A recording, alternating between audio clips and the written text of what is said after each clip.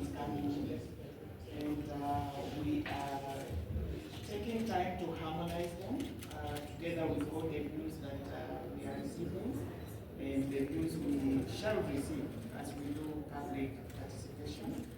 And then we shall pick out the recommendations that we will give to the appointing authority, the head of state.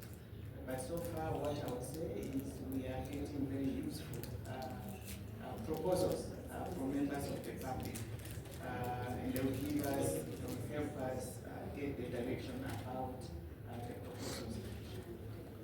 Is there a plan to cascade the public participation to counties? Yes, indeed, public participation is a constitutional mandate, which the technical working group has to obey.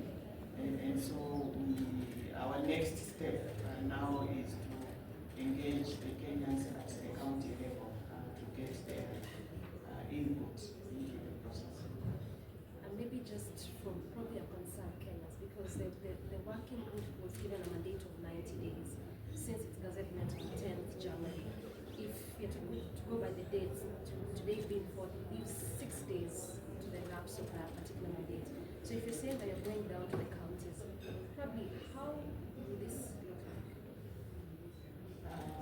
The 6 days. The Gazette notice gives a window for our application for extensions of time, which we can utilize. But so far, I think we can justify the amount of work we have done. We have received a lot of memoranda from the public. We have also done a lot of desk review of the many documents that have come from government, from the NGO sector, from other participants. There is a lot of work which has gone on around the area of GBV, including femicide. We have done with doing international comparative studies with countries that are dealing with femicide and GBV. So we have been very engaged analyzing that data, that material. What remains now is just to go to the counties, which is a constitutional mandate. And therefore we are hoping that we will put in our progress report to the appointing authority to justify a request for probably 1 month, because we can't leave out those Kenyans, because we cannot fail to fulfill that constitutional mandate. So we shall request for an extension for probably a month, and if His Excellency, the appointing authority, can give us a month or 2, we assure Kenyans that we will conclude our work.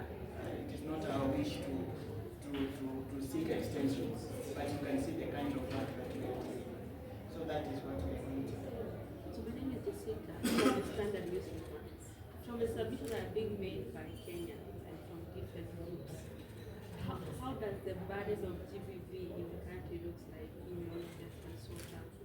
And who are the probably most pressed? What age groups do they agree with the elderly citizens? How does it look like? Our GBV level is not good. We are not doing very well. It is very high. And the increasing cases, I think we have all those statistics. Between 2016 to date, we've lost about 600 women to femicide. In 1 month alone, I think, was it between January and February, we lost about, is it 190 women to femicide. And these killings are attributed to close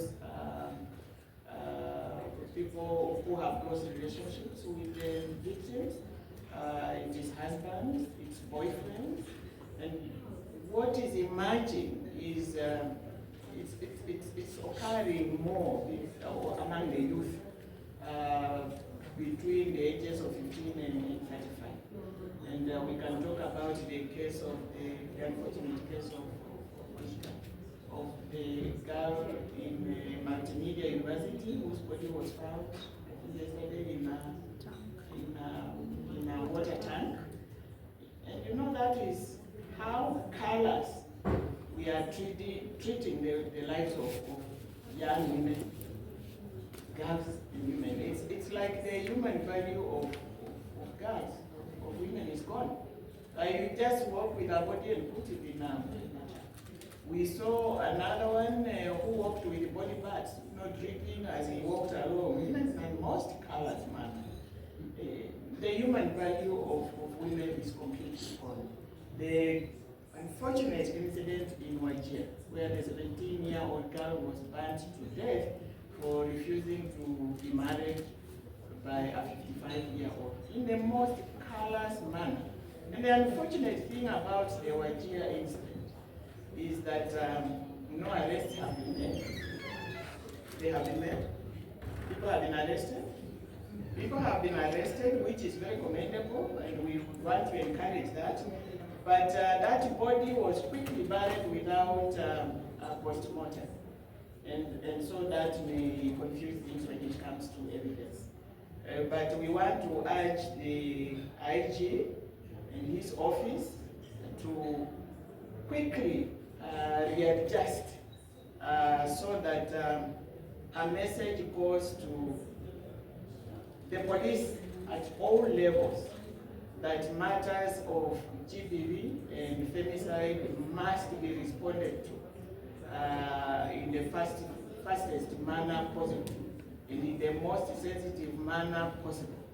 Because the reports we are getting thus far is that the attitude from some of the police, some police do a good job, but some don't think that is an issue that warrants their attention. So we are urging the IG to communicate to his team to the lowest level that reports on matters of GBV and femicide must be treated with the seriousness that they deserve. My name is Gertrude from K24 TV. My question is, achieving justice for victims of GBV sometimes takes a long process. Some may go unaccounted for. Is this something you're observing as a task force? And maybe what is are you planning to work with the justice system to ensure this? Yes, we are encountering this. I think there was a mention yesterday of people who have just given up about our justice system because the cases take so long, they take too long, and in the process they are forgotten. They are never, the people never receive justice. But we are engaging with the judiciary through a leadership of the Chief Justice, and we are happy that she has set up gender-specific courts in some of the counties, but we do hope that she spreads them around the entire country, and not just to have the physical courts around the country, but to ensure that they have enough personnel, that we have enough judges to expedite the disposition of those cases. So yes, we are going to work very, very closely with the judiciary.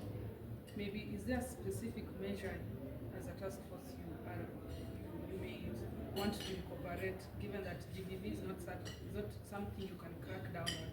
It's more like it happens in family setups, intimate spaces. Our terms of reference call upon us to adopt a multifaceted approach to the issues of GBV, so that we are not just going to look at the legal bit of it. We are called upon to look at the social aspects of it. We are called upon to look at the economic aspects of it. So we are adopting that multifaceted approach so that much as we are looking at the law to find out the adequacy or not of the law to cover GBV and femicide. We are also going to look at what other social strategies that we can engage engage to approach the issue. And you rightly point out that these are offenses committed in very private spaces, which we all assume are very safe learning spaces. But unfortunately, that is where they occur.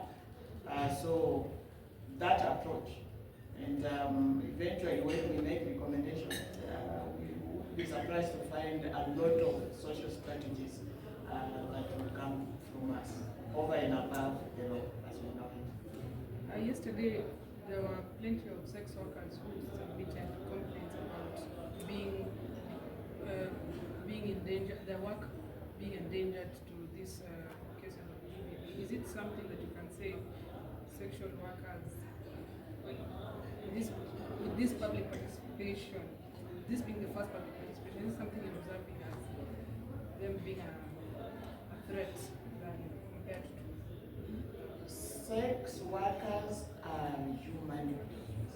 Okay? And here we are talking about the rights of women and girls and boys and men as human beings.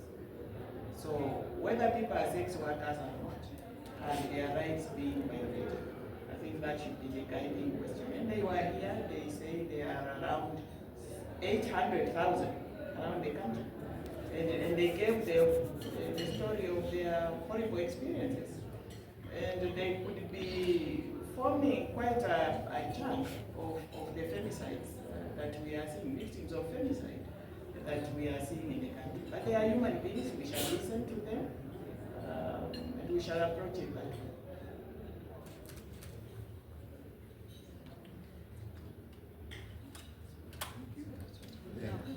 Are you okay?